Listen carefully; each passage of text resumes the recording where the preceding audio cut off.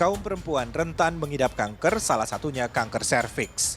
Menurut Global Burden of Cancer dan Badan Kesehatan Dunia, angka kejadian kanker secara keseluruhan di Indonesia per 2020 mencapai 396.914 kasus dengan jumlah kematian 234.511 kasus.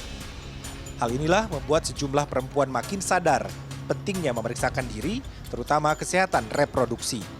Eviana misalnya, karyawati perusahaan swasta ini mengaku sejak 3 tahun terakhir rutin memeriksakan kesehatan reproduksi dengan pap smear ke dokter spesialis kandungan dan kebidanan.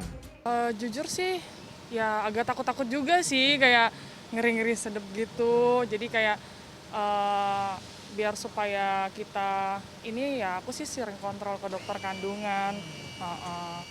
Biasanya aku sering cek pap smear setahun sekali untuk mengetahui kesehatan reproduksi saya. Dokter spesialis kandungan dan kebidanan Liva Wijaya mengatakan 85% perempuan yang sudah pernah melakukan hubungan seksual sangat beresiko terinfeksi human papillomavirus atau virus yang menyebabkan kanker pada leher rahim. Biasanya mereka yang terinfeksi awalnya tidak merasakan gejala apapun. Alhasil, banyak perempuan yang belum sadar untuk melakukan screening atau uji penapisan, baik berupa IVA test atau pap smear. Untuk screening, dokter biasanya melakukan IVA test atau pap smear.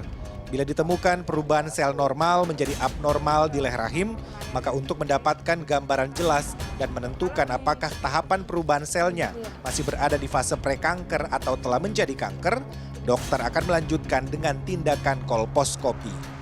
Baik, berarti tingkat keakuratan daripada kolposkopi jauh lebih tinggi ya dokter? Ya jelas, karena kita curiga sesuatu dari pap smear, dari pemeriksaan screening, kemudian kita lakukan pemeriksaan kolposkopi. Karena kolposkopi itu sebenarnya alat untuk melihat daerah leher rahim dengan pembesaran lebih tinggi dibanding mata kita gitu. Baik.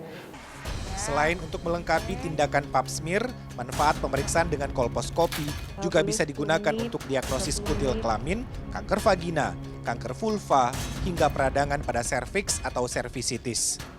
Ada beberapa persyaratan untuk melakukan pemeriksaan dengan kolposkopi.